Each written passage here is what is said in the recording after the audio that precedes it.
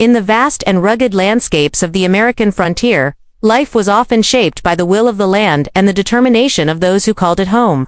Among the settlers, there were families who had crossed great distances to carve out new lives in the untamed wilderness. Among them were three women, Sarah, Mary, and Hannah, whose stories would soon intertwine with one of the most powerful forces reshaping the West, the railroad. For decades, the railroad had promised connection, growth, and progress. Tracks snaked across the plains and mountains, bringing with them the promise of easier travel, new markets, and economic opportunity. But the railroad's arrival was not always welcomed by everyone. To many, it meant loss of land, of peace, and of autonomy.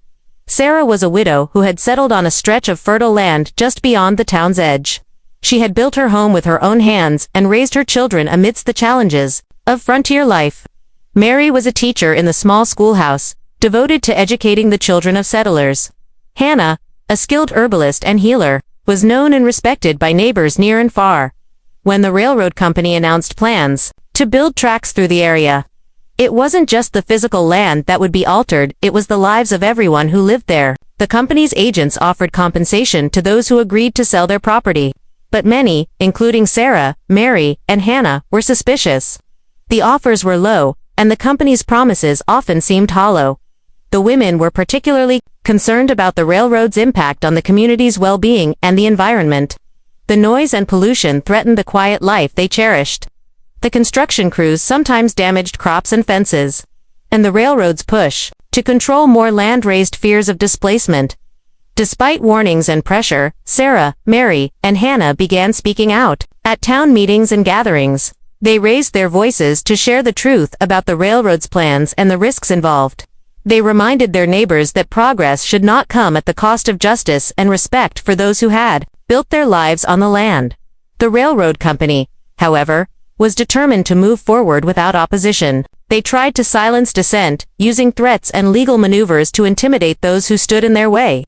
Agents visited Sarah's home, urging her to reconsider. Mary received anonymous letters warning her to stop speaking out.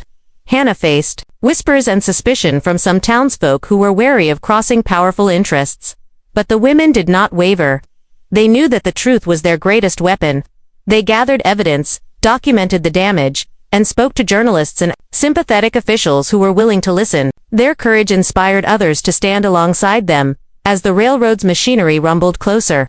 A quiet battle unfolded, one not of guns or violence, but of words, resilience, and the unwavering pursuit of justice.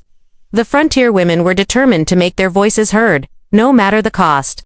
As the railroad crews began their work, the atmosphere in the small frontier community grew tense. The promise of new tracks brought both hope and fear, but for Sarah, Mary, and Hannah, the fear was rooted in what the railroad's progress threatened: to erase their homes, their livelihoods, and the integrity of their community. The company's attempts to quiet their opposition became more aggressive. Sarah found her barn mysteriously damaged overnight, and workers trespassed on her property, claiming it was needed for surveying. Mary was pressured to resign from her teaching position, accused by company sympathizers of stirring unrest among parents and students. Hannah's herbal remedies were questioned by local officials, who sought to undermine her standing in the community. Despite these challenges, the three women leaned on one another for support. They held meetings in Sarah's home, sharing information, planning their next steps, and encouraging neighbors who were afraid to speak up. Their bravery began to rekindle a sense of unity in the community. To document the railroad's impact, Mary took to writing detailed letters describing the environmental damage caused by the construction uprooted trees, polluted streams, and the destruction of wildlife habitats. She sent these letters to newspapers in nearby cities, appealing to the wider public for awareness and help. Meanwhile, Hannah continued her healing work, tending to those hurt or ill from the dusty, noisy construction zone. Her kindness and steadfastness helped maintain community morale. Sarah, with her knowledge of the land, organized petitions to contest the railroad's land claims and filed formal complaints with local authorities. The railroad company responded by trying to discredit the women. They spread rumors that the women were uneducated troublemakers resistant to progress. Some townsfolk, tempted by jobs and promises from the railroad, began to turn against the women, believing the company's narrative. But Sarah, Mary, and Hannah knew that truth was stronger than slander. They invited journalists to witness firsthand the damage and hear the stories of families affected. They spoke with calm conviction, sharing personal stories of loss and hope. Their voices reached beyond the frontier, sparking public debate about the railroad's responsibilities and the rights of settlers. One day, a delegation from the railroad arrived at Sarah's house, offering a larger sum of money if she agreed to sell her land quietly. She refused, standing firm not just for herself, but for all those who might be forced off their homes in the future. As the railroad's iron tracks edged closer, the women's message grew clearer. Progress must respect the people it serves. They were not against change, but against injustice. Their fight was a stand for dignity, fairness, and the right to be heard. As the railroad's construction marched forward, the tension between the company and the frontier community only deepened. But something remarkable was beginning to happen.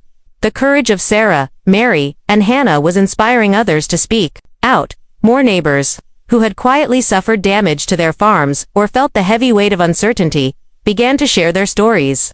At first, they were hesitant, fearing retaliation or loss of opportunity.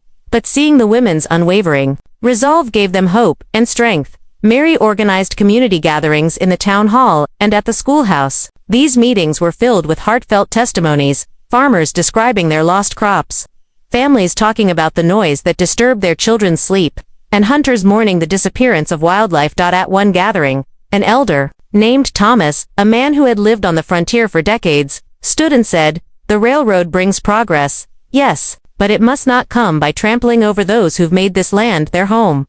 We deserve to be heard and respected." The meetings became a forum where neighbors could unite in purpose. The women encouraged respectful dialogue, focusing on truth rather than anger, and emphasizing the importance of community bonds. Meanwhile, the railroad company continued its campaign to undermine opposition. Agents tried to plant division by offering higher payments to some families in exchange for silence, hoping to break the community's unity. They spread false stories, suggesting the women were exaggerating the damage or acting out of selfish motives. But the community, led by Sarah, Mary, and Hannah, refused to be divided. Instead, they worked to verify each claim and gather evidence that would hold up in court if necessary. Sarah reached out to a respected lawyer from a nearby city, who had a reputation for standing up to powerful interests. The lawyer agreed to help the community challenge unfair land seizures and to protect the rights of settlers under the law. Meanwhile, Mary's letters and articles continued to reach a wider audience. Newspapers in distant towns began publishing stories about the struggles of these frontier families, highlighting the growing conflict with the railroad company. Public opinion slowly began to turn, with calls for government oversight and fair treatment of settlers. Hannah, ever the heart of the community, organized care for families suffering from illnesses related to the dust and disruptions caused by construction. Her efforts reminded everyone that the fight was not just about land or money, but about preserving a way of life. The women's determination showed that even in the face of powerful corporations, ordinary people could stand strong when united by truth and justice. As the railroad tracks neared the edge of town, the battle was far from over. But the courage and conviction of three women had ignited a movement built on hope, respect, and the belief that progress should never silence the voices of those it affects. With the community united and growing stronger, the next challenge was a legal one. The railroad company, confident in their financial power and influence, pushed ahead with plans to seize more land, ignoring petitions and protests. The women knew that the fight for justice would soon be decided in the courtroom. Sarah, Mary, and Hannah worked closely with the lawyer they had brought in, a principled man named Mr. Caldwell. He listened carefully to their stories, studied the railroad's claims, and prepared a case that challenged the legality of the company's land seizures and the damages caused by construction. The court hearings were held in the county courthouse, a building far more formal and intimidating than the frontier homes where the women had shared their concerns. Yet, they entered with calm confidence, knowing that their cause was just. The railroad company sent a team of high-powered attorneys, equipped with maps, contracts, and expert witnesses who argued that the railroad had the right to proceed and that compensation offered was fair. But Sarah, Mary, and Hannah, with the help of Mr. Caldwell, presented a different story. They shared detailed accounts of how the company had damaged homes, polluted streams, and disrupted the lives of families who had settled legally on the land. They highlighted the unfair tactics used to pressure residents into selling cheaply or giving up their rights. Mary brought forward her letters and newspaper articles, which showed growing public awareness and support. Hannah described the health impacts the construction had caused in the community. Sarah spoke passionately about the importance of the land to her family's survival and dignity. Witnesses from the community came forward, courageously telling the court what they had experienced. The judge listened closely, recognizing that this was more than just a legal dispute. It was a matter of fairness and respect for the people who had built their lives on the frontier. The railroad company tried to paint the women as obstacles to progress, but the courtroom was filled with the voices of real people, telling real stories. It became clear that the company had not done enough to protect the community or fairly compensate those affected.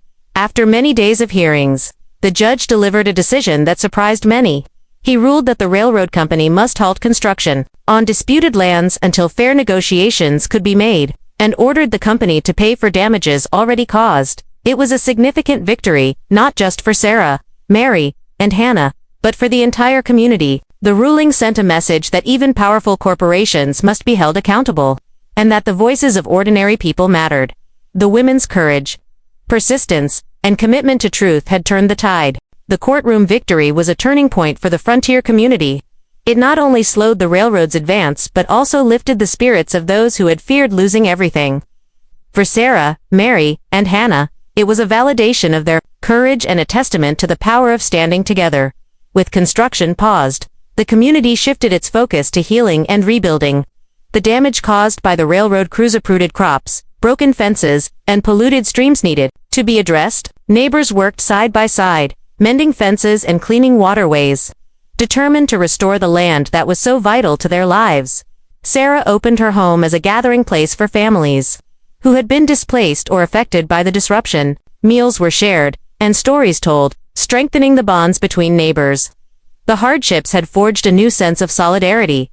Mary resumed her work at the schoolhouse, inspired to teach not only reading and writing but also the importance of standing up for one's rights. She began incorporating lessons about community, justice, and the environment, hoping to raise a generation that would value both progress and fairness. Hannah's role as healer became more important than ever. She treated those who suffered from lingering illnesses caused by the dust and stress of the construction. Her herbal remedies, combined with her kindness and care, helped bring comfort to many. The women also worked with local officials to establish guidelines that would protect the community from future harm. They advocated for stronger regulations on construction projects, fair compensation for affected families, and greater community input in decision-making. The railroad company, though still powerful, had learned that it could not ignore the voices of the people. Negotiations became more transparent, and efforts were made to reduce environmental damage. While the tracks would eventually be laid, the community had secured a new respect and balance, one where progress did not come at the expense of justice. Sarah, Mary, and Hannah remained at the heart of this change. Their bravery had shown that even in the face of great pressure, truth and courage could protect what mattered most. As time passed, the railroad became a part of the landscape, its tracks connecting towns and bringing new opportunities. But the story of Sarah, Mary, and Hannah remained a powerful legacy, a reminder that progress must be balanced with respect for people and the environment. Their fight had sparked important conversations across the region. Other communities facing similar challenges looked to their example. Inspired by how three determined women had stood up to a powerful corporation and refused to be silenced, Sarah continued to care for her family and land, becoming a respected elder in the community. Her story was told to younger generations as an example of resilience and pride. Mary's influence grew beyond the schoolhouse. She became an advocate for education and justice, traveling to neighboring towns to speak about the importance of standing up for what is right. Her letters and articles had made a lasting impact on public awareness and policy. Hannah's healing work expanded as well. She trained others in herbal remedies and community health, ensuring that her knowledge would continue to benefit the frontier long after she was gone. Together, the three women had shown that truth was a powerful force, one that could not be crushed by threats or intimidation. They had protected not only their homes but the values that made their community strong. Their story was passed down, not as a tale of conflict, but as a lesson in courage, unity, and the importance of speaking out for justice. The railroad tracks remained a symbol of progress, but also a reminder that progress must always include the voices of those it affects. Years later, the frontier community had grown and changed, shaped by both the railroad and the spirit of its people. The lessons learned during the difficult struggle with the railroad company continued to guide them. Sarah, Mary, and Hannah's story was told around campfires, in classrooms, and at community events. Their courage became a foundation for how the town approached new challenges with honesty, respect, and a commitment to fairness. The railroad, once seen as an unstoppable force, had evolved to company leaders recognized that working alongside communities, rather than against them, was the key to lasting success. Local voices were invited to participate in planning, ensuring that growth respected the land and its people. The women's legacy lived on in the hearts of those who knew them and in the culture of the community itself. New generations learned that standing up for what is right takes strength, but it is always worth it. The story of 3 frontier women who refused to be silenced reminded everyone that truth is more powerful than fear, and that courage can change the course of history. In a world where progress often comes with challenges, their example shone as a beacon, showing that with determination, unity, and honesty, communities can protect their homes, their values, and their future.